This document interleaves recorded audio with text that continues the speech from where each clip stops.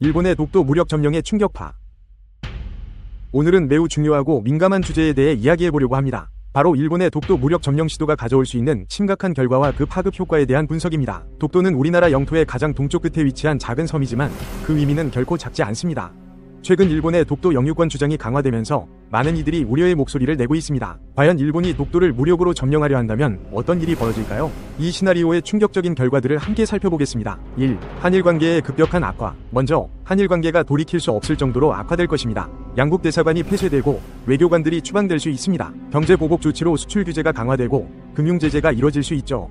문화교류도 중단되어 한류 콘텐츠 방영이 금지되고 다양한 문화 행사들이 취소될 수 있습니다. 이는 단순히 정부 간의 문제가 아닙니다. 유학생들의 학업이 중단되고 국제결혼 가정들이 어려움을 겪게 될 수 있습니다. 양국을 오가는 비즈니스도 큰 타격을 받겠죠. 이런 갈등은 쉽게 해결되기 어려워 장기적으로 양국의 발전을 저해하는 요인이 될 수 있습니다. 2. 군사적 긴장 고조와 전쟁 위기. 독도에 대한 무력 행사는 즉각적인 군사적 대응을 촉발할 것입니다. 한국군에 비상이 걸리고 육해공군 충동원령이 내려질 수 있습니다. 동해상에서 해군 함정 간 교전이 벌어질 수 있고 공중전으로까지 확대될 수 있습니다. 이 과정에서 미군의 개입 여부도 중요한 변수가 됩니다. 또한 한반도의 긴장 상황을 이용해 북한이 도발할 가능성도 배제할 수 없죠. 국내적으로는 징병제가 강화되고 국가 총동원령이 내려질 수도 있습니다. 이런 군사적 긴장은 국민들의 일상생활에도 큰 영향을 미칩니다.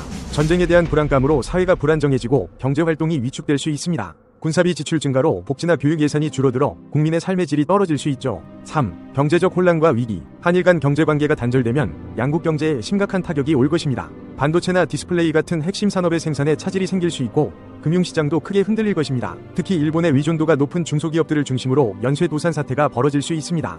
이는 실업률 급증으로 이어져 많은 사람들이 일자리를 잃을 수 있죠. 경기 침체에 대한 우려로 소비와 투자도 크게 줄어들 것입니다. 이런 경제적 혼란은 개인의 삶에 직접적인 영향을 미칩니다. 가계소득이 줄어 기본적인 생활 유지에 어려움을 겪는 가정이 늘어날 수 있습니다.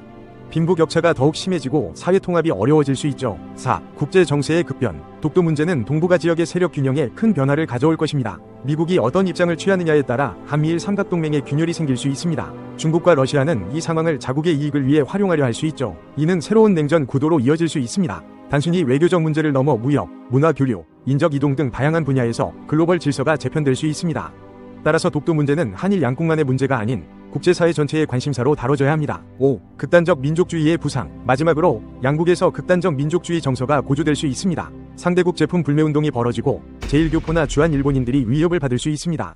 극우 정치인들의 영향력이 커지고 역사교육이 더욱 강화될 수 있죠. 이는 사회 내부의 분열과 갈등을 심화시킬 수 있습니다. 합리적인 정책 결정이 어려워지고 국제협력에도 장애가 될 수 있습니다. 또한 편향된 역사교육은 미래 세대에게 왜곡된 역사관을 심어줄 수 있어 장기적으로 양국 관계 개선에 걸림돌이 될 수 있습니다. 결론. 일본의 독도 무력 점령 시도는 한반도와 동북아 전체에 걸쳐 엄청난 파장을 일으킬 수 있는 중대한 사안입니다. 그러나 이런 극단적 상황은 어느 누구에게도 이익이 되지 않습니다. 우리는 이 문제에 대해 냉철하고 이성적으로 접근해야 합니다. 동시에 우리의 영토를 지키기 위한 확고한 의지와 준비도 게을리하지 말아야 합니다. 평화적 해결책을 모색하는 것이 가장 바람직한 방향임을 잊지 말아야 할 것입니다. 여러분의 생각은 어떠신가요? 이 복잡한 문제에 대해 우리는 어떤 자세를 가져야 할까요? 댓글로 여러분의 의견을 들려주세요. 오늘 영상을 봐주셔서 감사합니다. 다음 영상에서 다시 만나 뵙겠습니다.